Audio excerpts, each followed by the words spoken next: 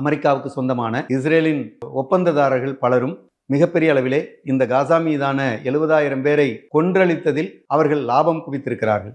நம்முடைய சாவு, ஏழைகளின் சாவு, குழந்தைகளின் சாவு, பெண்களின் சாவு, முதியோர்களின் சாவு அமெரிக்க முதலாளிகளின் கஜானா நிரம்புவதற்கு வழிவகுக்கிறது என்று சொன்னால் அது போன்ற ஒரு கொடுமை உலகில் வேற எதுவும் இருக்க போவதில்லை.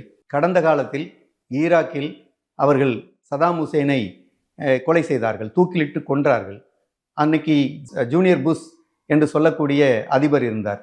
அவர்களுடைய அப்பா சீனியர் புஷ் 1991 ஈராக் மீது போர் தொடுத்தார். அந்த போர் ஒரு குறிப்பிட்ட கட்டத்தில் நிறுத்தப்பட்டது. ஜூனியர் புஷ் வந்த பிறகு அவரை ஆயுதம் வைத்திருக்கிறார், குறிப்பாக அணு ஆயுதம் வைத்திருக்கிறார், ரசாயன ஆயுதங்கள் வைத்திருக்கிறார்.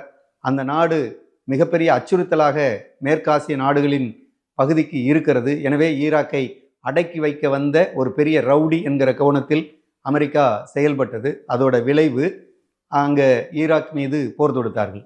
அதில் யார் லாபம் பெற்றது என்று சொன்னால் பெக்டல் என்று சொல்லக்கூடிய அமெரிக்க நாட்டினுடைய ஒரு பெரும் நிறுவனம் அந்த ஈராக்கின் மீதான கட்டட இடிமானங்களை எல்லாம் சரி செய்யக்கூடிய கான்ட்ராக்டை எடுத்தார்கள், மிகப்பெரிய அளவிலே சம்பாதித்தார்கள். ஈராக் மீது நடத்திய தாக்குதலுக்கு காரணமான ஆயுதங்களை எல்லாம் உற்பத்தி செய்த நிறுவனங்கள் கொள்ளை லாபம் சம்பாதித்ததை பார்க்க முடியும்.